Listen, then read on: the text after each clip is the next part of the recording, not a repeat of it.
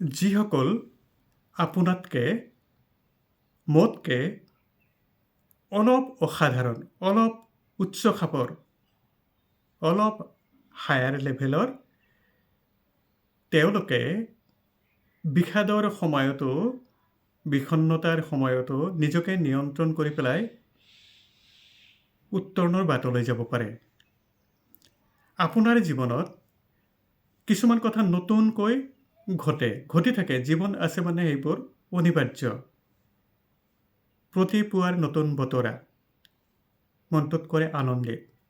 কিছুমান কথা আছে নভবা নিচিন্তে হস্পিটেলৰ পৰা কোনোবা খবৰ আহিল, নিজৰে কোনোবা টেষ্টত কিবা ওলালে, পৰিয়ালৰ কোনোবা ওলালে, কোনোবা আত্মীয় বন্ধুৰ তেনেকৈ ওলালে, অভাৱনীয় কিবা এটা খবৰ আহিলে, ৰিজাল্টটো কিবা হ'ল, মনটো বিষণ্ণতাত ভৰে। কোনোবাই এজন মানুহ হঠাতে নভবা নিচিন্তাকে কোনো আত্মীয়জনক থানালৈ যাবলগীয়া হ'ল, আৰক্ষীৰ ওচৰলৈ যাবলগীয়া হ'ল, কোনোবা এটা গোচৰত সাক্ষী হ'বলগীয়া হ'ল, এক্সিডেণ্টৰ মুখামুখি হৈ পেলাই সাক্ষী দিবলগীয়া হ'ল, মনটো হঠাতে অভাৱনীয়ভাৱে বিষাদিত হয়। কিন্তু আনৰ ক্ষেত্ৰত এইটো হোৱা হ'লে আমি ইমান বিষাদিত নহওঁ। হয়তো ক'ৰবাত আমাৰ এটা জিলাচী মন এটা থাকে নেকি, ই হয়তো কেতিয়াবা ভিতৰি ভিতৰি পুলকিতও হৈ উঠে নেকি।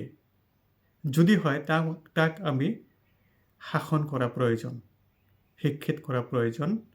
আমি হঠাতে কওঁ, জীৱনত এয়া কেতিয়াও ভবা নাছিলোঁ, হঠাতে প্ৰথমবাৰৰ বাবে ঘটনাটো ঘটি গ'ল, বেয়া খবৰটো আহি গ'ল। এনেদৰে আনৰ কাৰণেও এনেকুৱা হৈ যায়।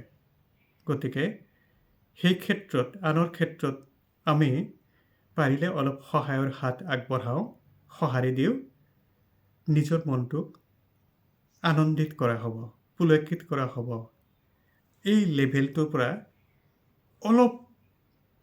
অলপ উত্তৰণ ঘটিব পাৰে নেকি, তাকো চোৱা প্ৰয়োজন। আহক আমি এই মুহূৰ্তৰ পৰা পিছৰ মুহূৰ্তত অলপ উত্তৰণৰ বাবে প্ৰয়াস কৰোঁ। হওক সুন্দৰ সময়বোৰ আমাক হাত বাউলি মাতে, সুন্দৰ সময়ে তাক আমি সঁহাৰি দিওঁ। ধন্যবাদ। পোহৰ